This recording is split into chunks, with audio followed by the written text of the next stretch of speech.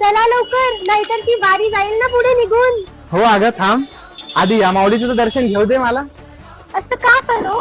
असं का पण? अगं या माऊलीमुळे तर पंढरपूरची वारी टिकून आहे, नाही तर मुघलांच्या आक्रमणामुळे तर ही प्रथा जणू बंदच झाली असती बघ. पण आपल्या छत्रपती शिवाजी महाराज आणि छत्रपती संभाजी महाराजांनी वारकऱ्यांना संरक्षण दिलं आणि ही पंढरपूरची पावले कधी थांबू दिली नाही. हो, खरं बोललात तुम्ही. म्हणून आधी दर्शन या माऊलीचं घेऊ आणि नंतर आपण पंढरपूरच्या वारीला सुरुवात करू.